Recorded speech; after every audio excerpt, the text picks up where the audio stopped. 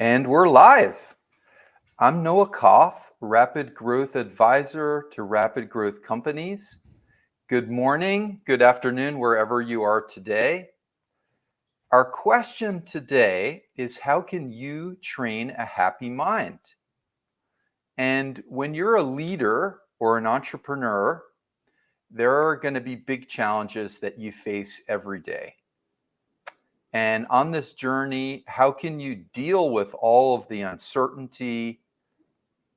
And how can you give this thing your best without wrecking your health and relationships? And in my own experience, I'll be honest, there are days and times where I pile on the work. I go after something really big and I hit my workouts and I go to the gym and I give it my all, and I still can be really hard on myself. And despite all the hard work, I still sometimes feel like I'm not doing enough. Can you relate to that if you're tuning along today? So how do we fix this? What can we do? What are some of the practical ways that we can address some of these challenges that we face? Today, we have the great honor of speaking with Scott Snibbe.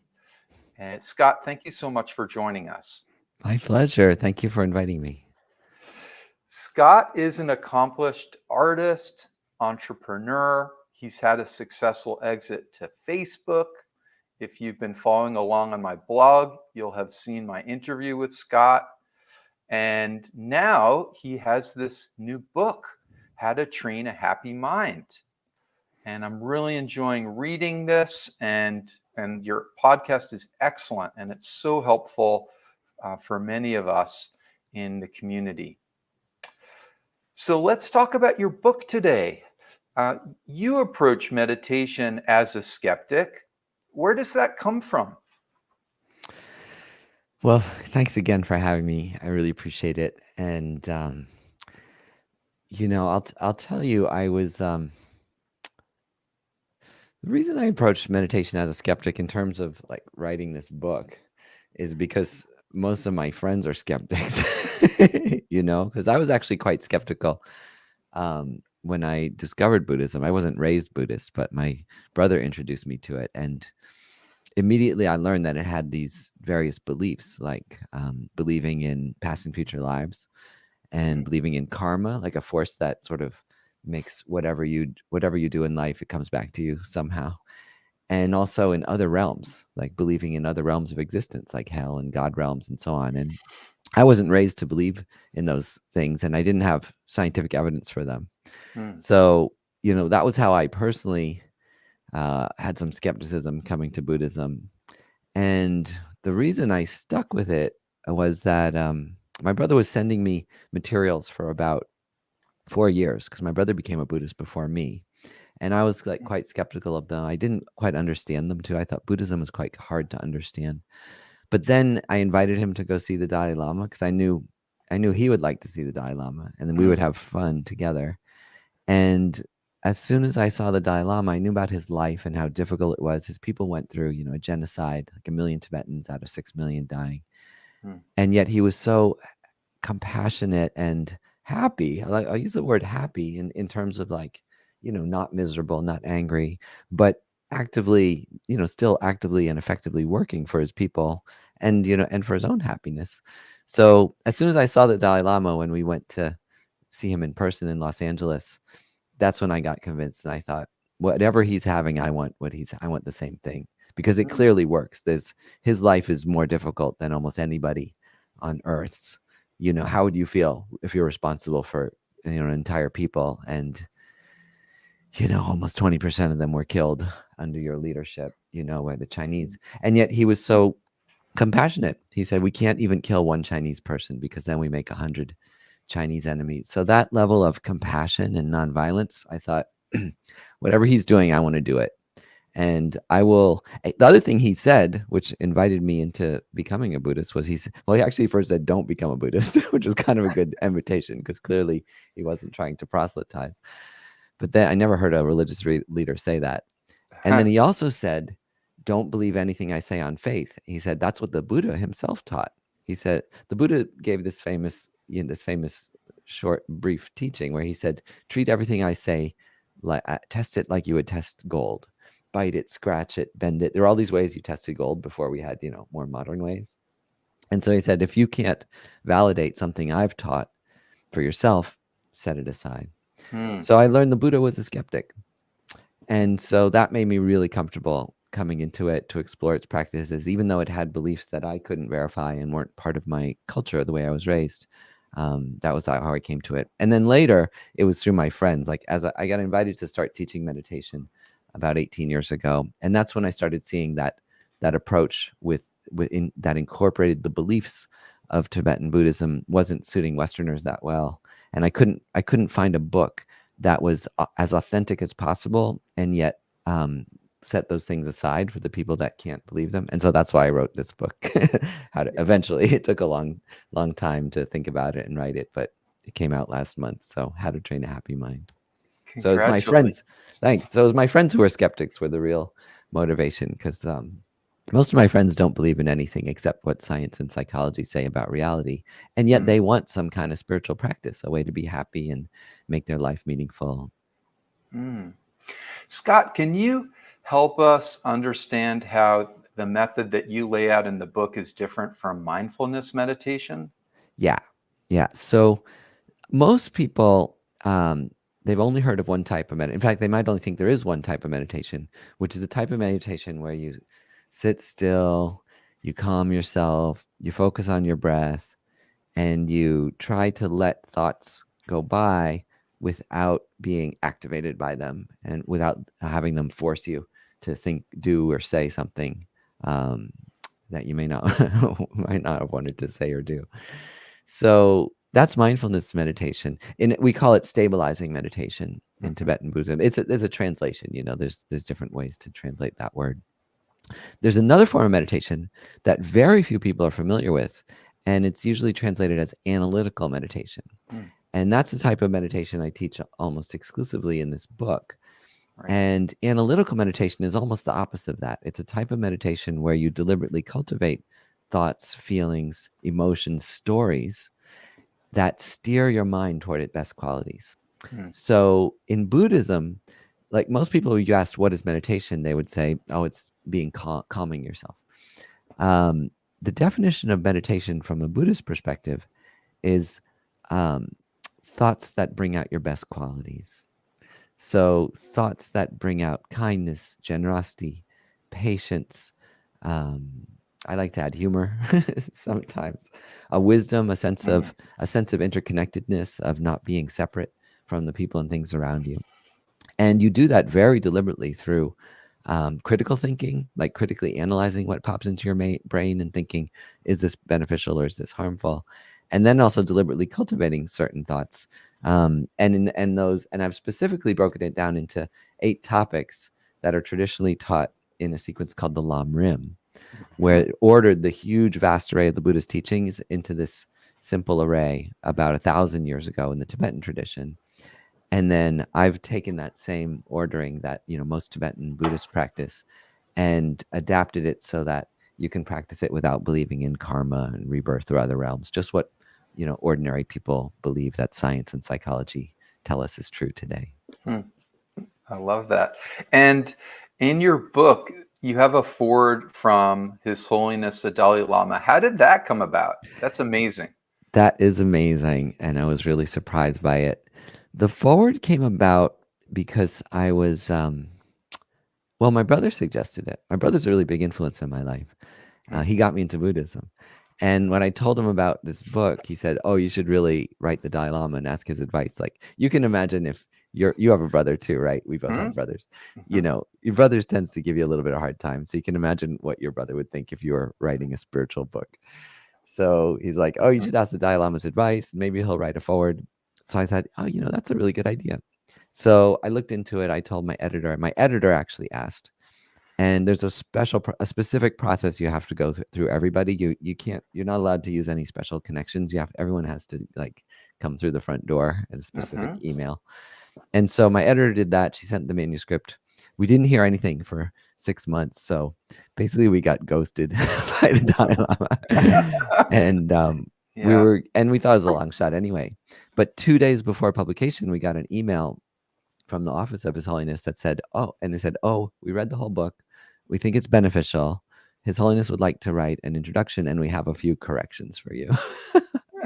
So it Amazing. was wonderful. And so we had to delay publication. So it delayed it from last, December into March. Well worth it. And after the corrections, His Holiness wrote a nice forward, which is wonderful because it puts a stamp of approval onto the book, that the content, because that's what I really wanted, is to make sure I didn't make any huge mistake or like dilution. They say, Mhm. like, it's a general criticism of some ways Buddhism gets adapted, is that you dilute too much, so it's no longer something that steers your mind toward its best qualities. Like mindfulness, actually, for example, doesn't have an ethical component. You were asking about this before. A Mhm. big drawback of mindfulness is that it generally lacks an ethical component. So Mhm. you can use mindfulness. The US military uses mindfulness in two ways. One, they use it to get over PTSD with soldiers, which is very beneficial. The other is they use it to train shooters so that they won't shake and freak out while they're killing somebody. So you can use mindfulness to kill somebody, literally. So it's Yeah. clearly not purely beneficial practice on its own. And so that's why you really want to add this analytical component to meditation that puts an ethical foundation on top of your meditation. So that it's genuinely a cause of happiness and good in the world. Let's talk about how meditation can fit into the workplace, for better or worse. That is a really good question after what we were just talking about. Yeah. So I've worked in as an entrepreneur, my own companies. I was at a couple of big companies, and something I found um, in the big companies is that they would give you all these free healthcare, mental Mhm. health care benefits, like Lyra Health, for example. You would have unlimited, uh, basically unlimited psychotherapist visits, like 52 a year, Mhm. unlimited access to meditation apps and so on. But the thing that really concerned me, like from me and my friends I saw, is that quite often the things you were consulting your therapist or the app about were problems your employer themselves was causing, like a Right. boss who did not behave ethically or kindly to you, or business practices at the company that you found unethical or harmful. And so that is something that really, really concerns me. And there's a word for this called spiritual bypass, Hmm. which I also talk about in the book, where you use a spiritual practice in order to kind of escape for a little while and then just come back to whatever you're doing, where it doesn't really affect your behavior. It's Mhm. just more like a kind of like a spa treatment, Mhm. like to help you cope. And I did this myself. Like I know this from my own experience, that when I was working at a company, where some of the behavior and the practices I didn't find ethical, but I would kind of go home and like process it, in the night, in the morning, and then go back to work and do the things that I disagreed with. So, Mm. and you see that too. You see some people treating meditation like another sort of power practice, like, and bragging about how much they meditate, things like that. Right. So you Totally. just, from a Buddhist perspective, you really want like an ethical dimension um, to your meditation practice. And they say, the real measure of success of a meditation practice. I asked my teacher once, Oh, and she yeah. said, I said, "What's the measure of success in meditation?" And she didn't say how long you can concentrate or anything like that. She said that your relationships get better. Hmm. I love that. So that's the real measure of success. And those relationships at work, and at home. I love that. I'd never. Uh, yeah, I think it's so important to be able to measure the things that you spend your time on, whatever those are. And I think a lot of folks who are following along today look at the world that way. Time is precious, so we want to make sure that we're able to get something tangible back from spending this time, whatever we're spending our time on. So, yeah, improving relationships, so important in life and business. And not everyone sees that direct connection. So that's great that you're able to show that there is this direct link. Yeah, Uh, most of us spend more time with the people we work with than our family, right? So that's you right. really want to have good relationships at work, right? That's right. And Yeah. conversely, you don't want to destroy or wreck Yeah. those relationships at work Yeah. or at home Yeah. from maybe working too much or not Yeah. being present. um, so I was thinking that I was hoping that we could go through one of your meditations and give folks a taste. Would that be possible? Yeah. Yeah, sure. Absolutely. I'm always up for meditating. I really like meditation. It's not, you don't have to like meditation. Like, it's kind of like working out, you do it for the benefit, not just because it feels good, but I do Mhm. quite enjoy it. And maybe you'll find it enjoyable too. I do too. Yeah. Yes. Well, so you asked me to do the Precious Life meditation. Yes. Yeah, I would love that So, one. um, this meditation it's the very first step in the sequence. So they say this sequence kind of each topic builds on the other to Mhm. build a mind that is more stable, more happy, more open, connected, compassionate, and also more interconnected. Like you feel Mhm. less and less separate from other people and things. So the very first step of it is this topic of the precious life. And the traditional Buddhist way, this was the very hardest topic to adapt because the Mhm. traditional Buddhist way talks about how I've lived for infinite lives and I've been a ghost and a turtle and a god and now I'm finally human. So I better take advantage of this too so I Mhm. can get enlightened. And so all of those things most people don't have familiarity with. So this version of the meditation is totally grounded in just everyday reality and also a little bit grounded in like our place in the universe, like what science teaches us about how rare it is to be human or to be even have life on a planet in our universe. So, okay. So why don't we get into it? Okay. Um, so start with posture. Meditation starts with posture. So if you're on the ground, cross your legs, sit cross-legged, and you elevate your cushion. You elevate your butt with a cushion. If you're in a chair, you don't cross your legs and you just have your feet flat on the floor, like I have right now. Straighten your spine, Okay. and you can roll your shoulders and loosen the muscles in your face, your neck. You can put one hand in atop the other, sometimes like this, like right hand on top of the left and touch the thumbs. Then you can point your head down slightly. And if you like, almost close your eyes all the way, which helps you go inward but stay awake. But if that puts you to sleep, open your eyes. And if that's still distracting, close your eyes. Okay. And so this meditation, it's ideal to do it right when you wake up. It's kind of still morning time here in California, so maybe you can think that. But if you aren't just waking up, you can imagine that you are and think, I'm so grateful to have another day alive, to have this body, a safe place to sleep, a modest amount of comfort and security, family and friends. Maybe I have everything I need to be happy. And there's nothing better I could be doing with these few minutes right now than going inward to understand who I am beneath stimulation, stress, entertainment, and thoughts. Getting to know the deep core of my awareness to explore the mystery of being alive and aware right now.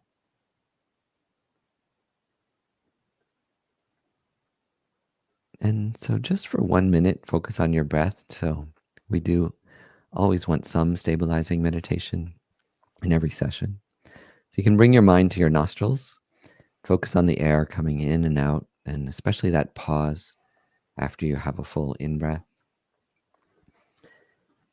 We're going to meditate just for 1 minute on the breath. And even with that short duration, you will almost certainly become distracted, which is okay. But all you do is just try to notice when you're distracted and let whatever thoughts, feelings arise Don't pull them close, don't push them away. They'll just naturally fade away if you just gently steer your mind back to your breath. So just for 1 minute, focus on the breath.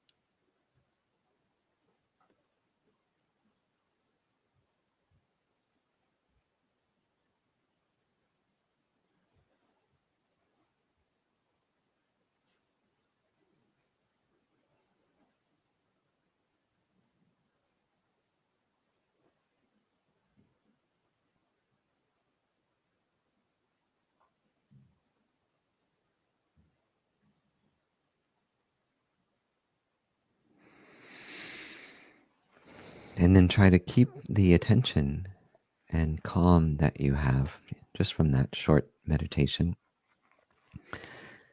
As we move into meditating on our precious life,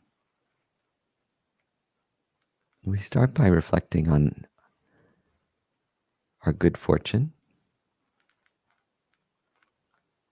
Now, of course, we each face many hardships, but for a moment, let's practice gratitude for whatever we have, for simply being alive and aware, for our body and its senses through which we appreciate the beauty of the world, for whatever resources we have: food, shelter, safety, security, health, education, a job, friends, family.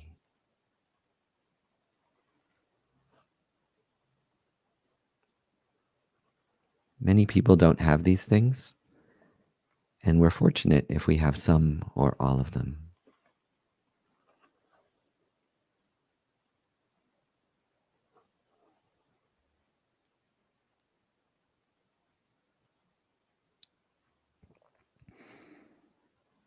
Then feel gratitude that we've found an interest to go beyond striving, beyond competitiveness, beyond entertainment. There's a place for all these things in life, but there's also something more. So feel grateful that such thoughts have arisen in our minds, that we've been exposed to ideas and teachers and friends who value inner happiness, who contemplate the worth of an existence that can rise above material accumulation.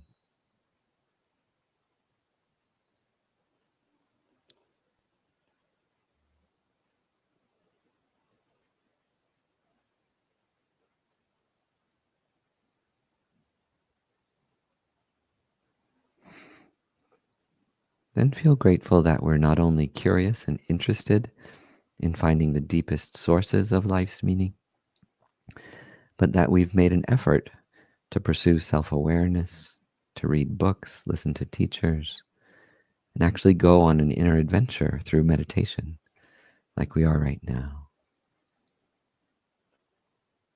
To honestly probe what's inside our minds and discover how to be happy, how to be of genuine benefit to others.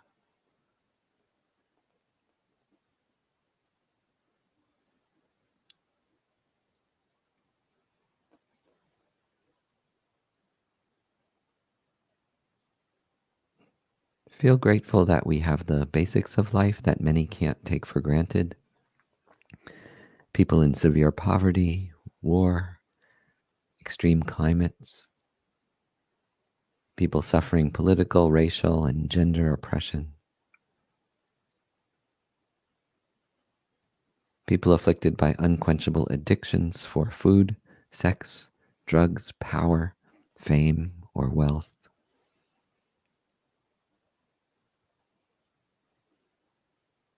Maybe you have everything you need to be happy, And you only need to make the effort to live this day aware of your precious life, remembering everything that you're grateful for.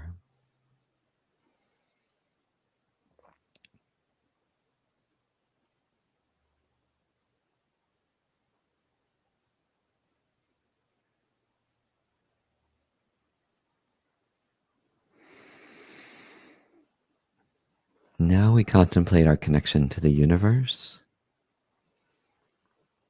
We sit in the center of a universe 13.8 billion years old with 100 billion galaxies. There are 100 billion stars in our own galaxy, the Milky Way. 100 million of them with planets like ours circling their own burning star.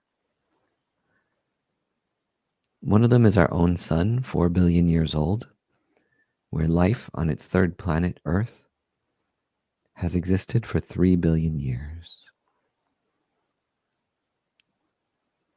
Over that time, the scientific magic of evolution transformed simple chemicals into cells, worms, fish, snakes, dinosaurs, mammals, and monkeys. Humanity arrives at the tip of history only 200,000 years ago. 10,000 generations of humans pass by, so many of them struggling, dying at birth, hungry, violent, afraid.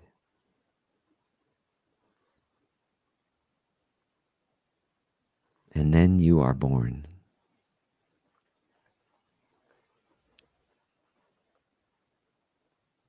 Now, despite its drawbacks, discomforts, and injustices, you're lucky enough to live in a world that is safer and more abundant for humans than it has ever been before. There's no evidence yet for any other life in the universe. What if humanity is the pinnacle of the entire universe's evolution? What if we are the universe's sole way of knowing itself? If that's the case, what's a good way to spend today? What's the best way to prepare your mind to be happy, to live with dignity, meaning, and connection?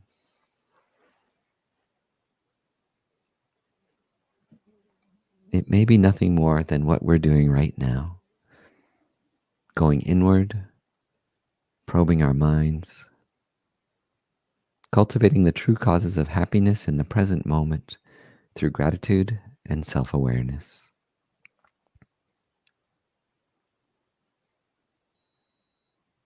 And then going out into the world to make deep connections with others and make our fragile, beautiful world a little bit better for everyone else who shares it.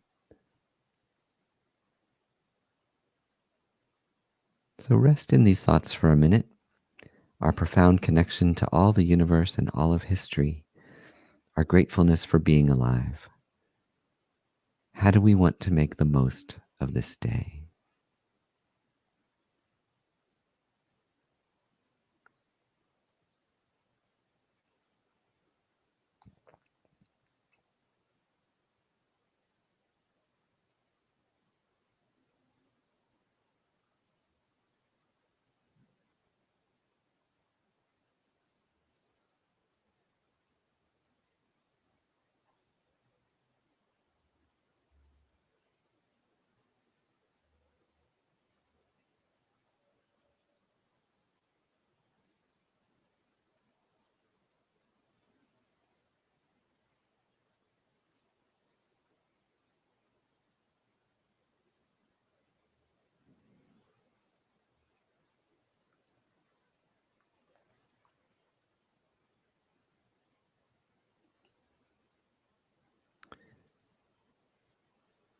And then as we come out of the meditation, we can set an intention to being genuinely present and aware for the rest of the day, to not take things personally, to see that there's truth and meaning to be gained from even painful moments of conflict,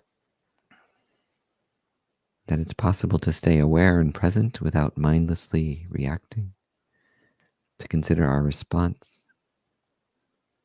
to see the heartfelt needs, even an underlying tenderness, beneath our own and everyone else's actions, however imperfect.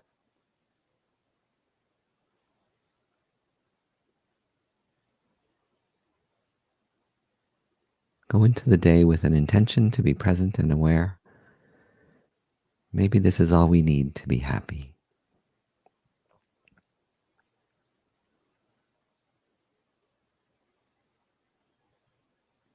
Then we can come out of the meditation.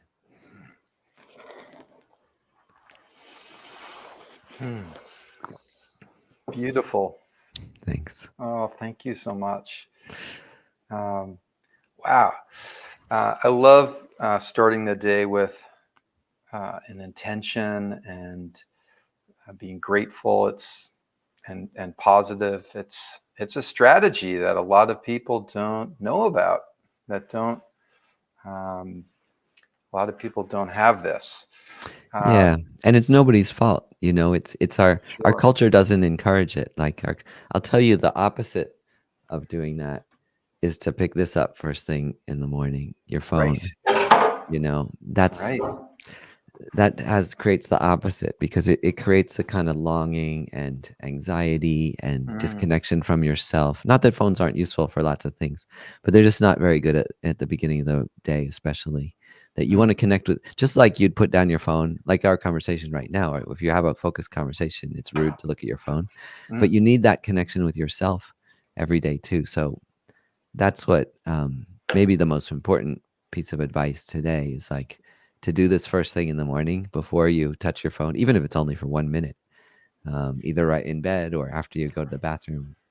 Just sit and think a little bit, you know, wow, what am I grateful for in my life? What do I want to do today? And also, wow, what is my place in the universe? What if I'm the only, what if we're the only intelligent life in this galaxy? You know, how should I spend my day? Right. Right. It's like mental hygiene, you Yeah, know. yeah.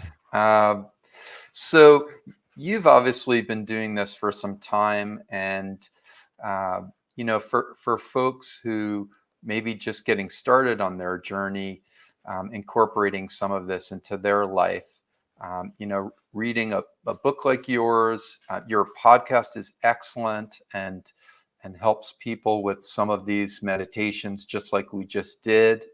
That's another great way to get started.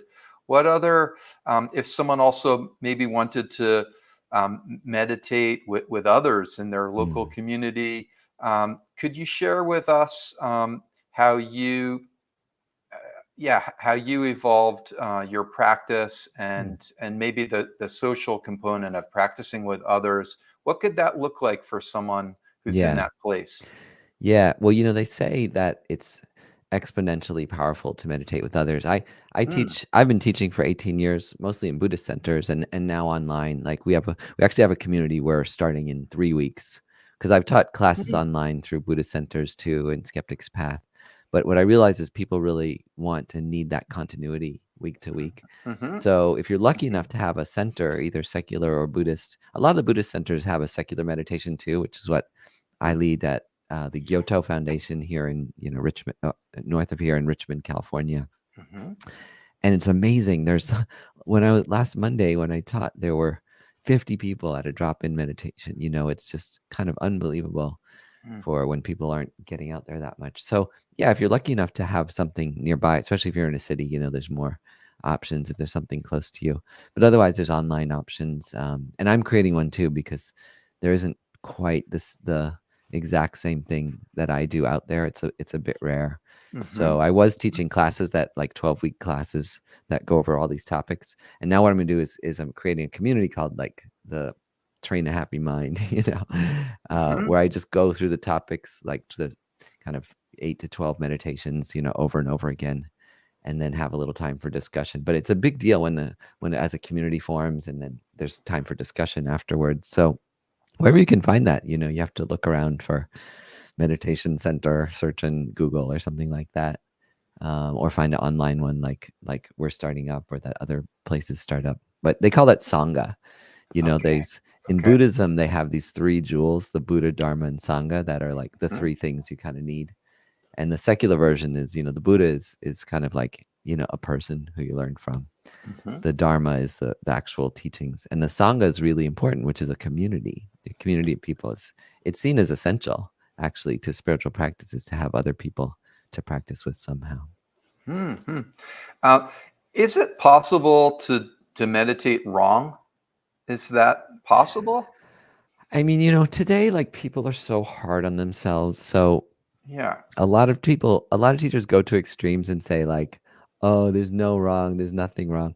That's not really the case. Like, of course you can. Like, Mhm, so there's first of all, like, what is meditation? Like, mhm, you can become very, very focused in your mind on something negative, like telling mhm, yourself a story like, oh, my boss is a jerk. Why did my partner say that? Why is this war happening? What about these people on one side or the other, or the people on one side are so good and people on the other side is so bad? You know, that kind of thought. And when you go over that over and over again, that is not meditation. That's called rumination. Like, it's right. distinct, because they say the definition of meditation in our tradition is focusing on virtue. So it's not just focusing on something. You could be focused on, cleaning out your gun, but Right. focusing on virtue. So, and also then there's a very specific structure to it, like you talk about in the book, like at the beginning of a meditation, to have a motivation to think, Right. may my meditation make my mind happier, make my relationships stronger, make the world a slightly better place. So, Mm. yeah.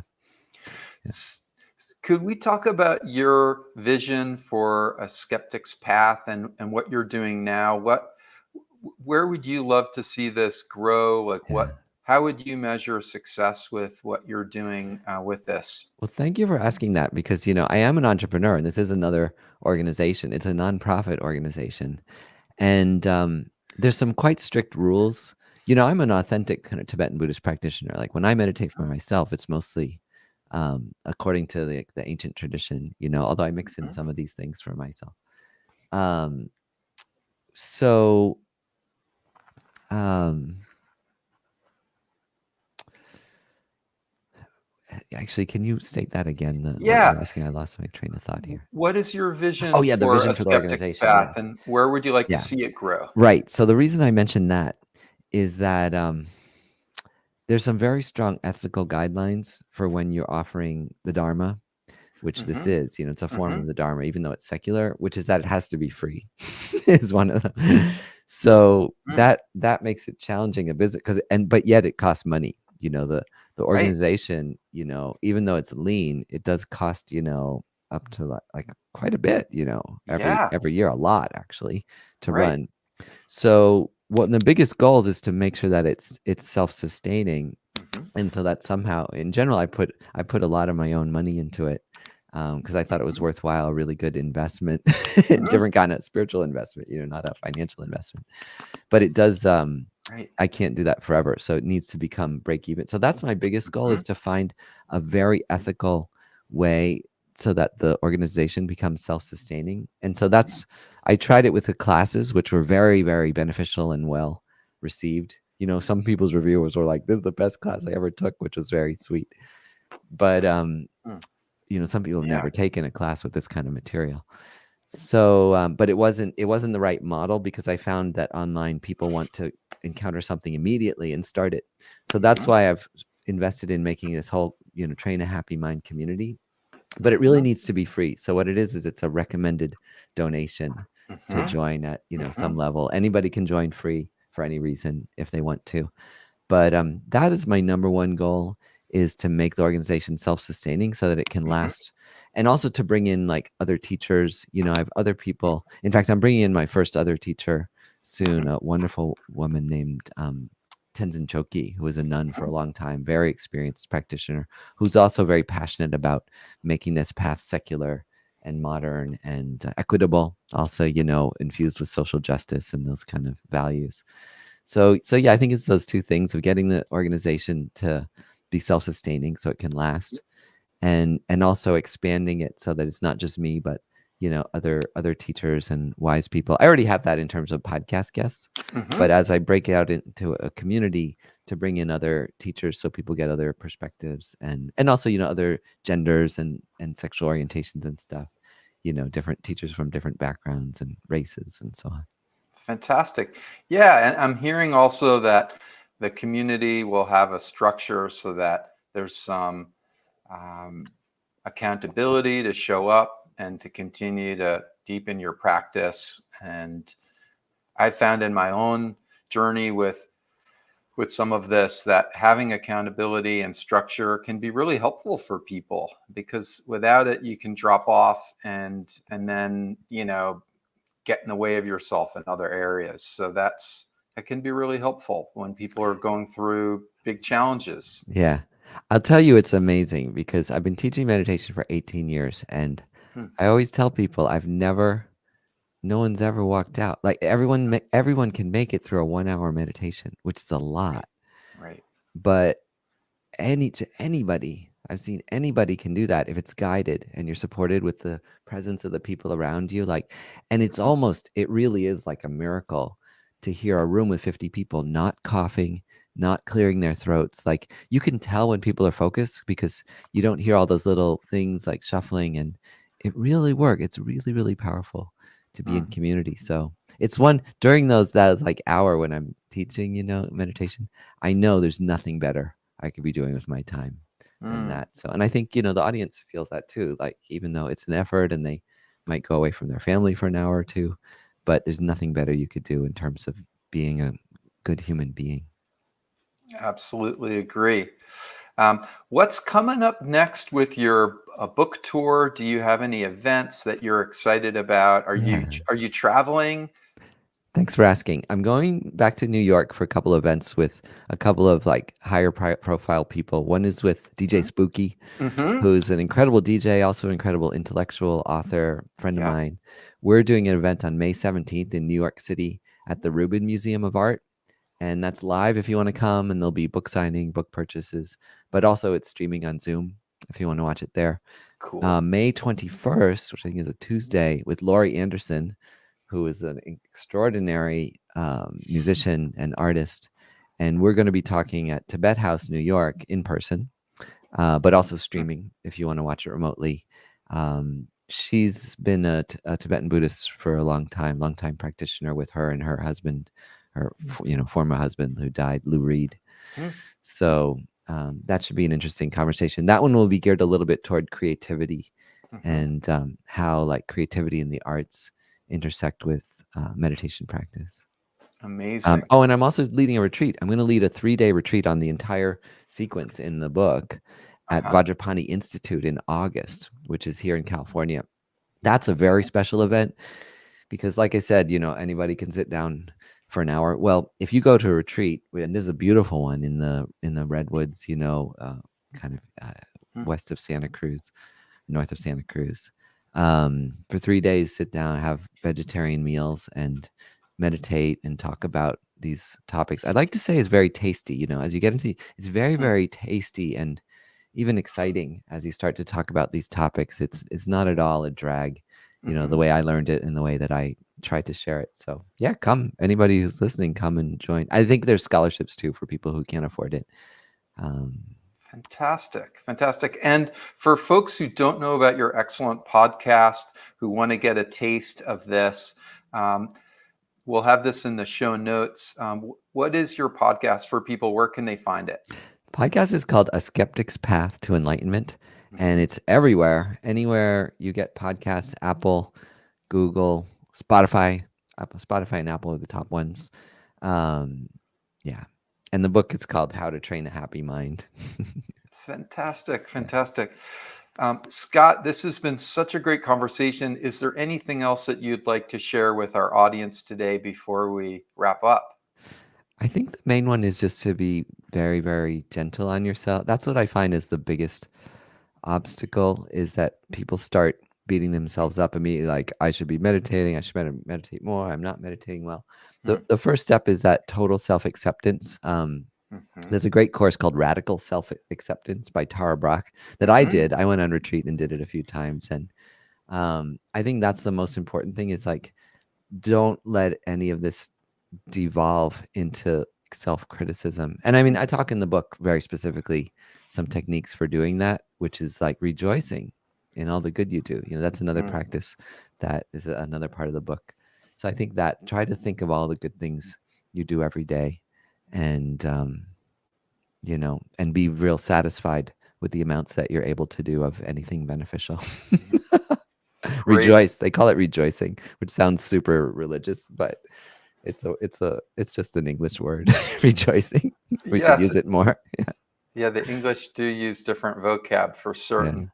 I love that. Scott, it's been such a pleasure. Thank you so much for coming on today. And I hope that if you're following along, you will find Scott's excellent book or the podcast, or go to one of his events in California or New York or wherever he's traveling next. And I hope that you all have an amazing rest of your day wherever you are. Scott, thanks so much again. Thanks a lot. No, pleasure. I'll see you soon. Yeah.